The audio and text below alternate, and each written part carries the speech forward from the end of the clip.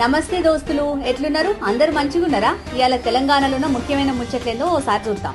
తెలంగాణలో 5 దశల్లో MPTC ZPTC పంచాయతీలకు ఎన్నికలు జరగనున్నాయి. అక్టోబర్ 23, 27న ఎంపీటీసీ జెడ్పీటీసీ స్థానాలకు, అక్టోబర్ 31న, నవంబర్ 4న, నవంబర్ 8న పంచాయతీలకు ఎన్నికలు జరగనున్నాయి.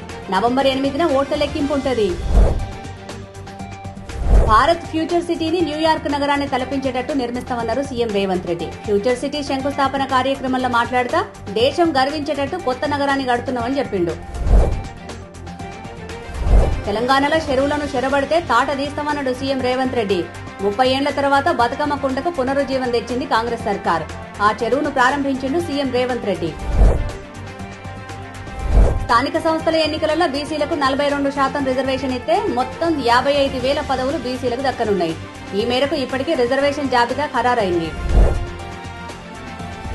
రేవంత్ సర్కారు బీసీలకు 42% రిజర్వేషన్లు అమలు చేస్తుంటే వాటిని అడ్డుకునేటందుకు కోర్టులలో కేసులేస్తున్నది బీఆర్ఎస్ పార్టీ. తమ పార్ట్నర్ బీజేపీ తోటి కలిసి ఈ కుట్రలు చేస్తున్నది. అయితే దీని మీద పార్టీలనే వ్యతిరేకత వస్తున్నది.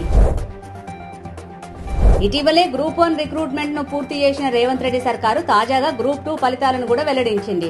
782 పోస్టులకు అభ్యర్థులను ఎంపిక చేసింది. ఇక ఇయ్యుల్లా తెలంగాణలో ఉన్న ముఖ్యమైన ముచ్చట్లు. మంచి ముచ్చట్లతోటి మళ్ళా రేపు కలుద్దాం. శనార్థులు.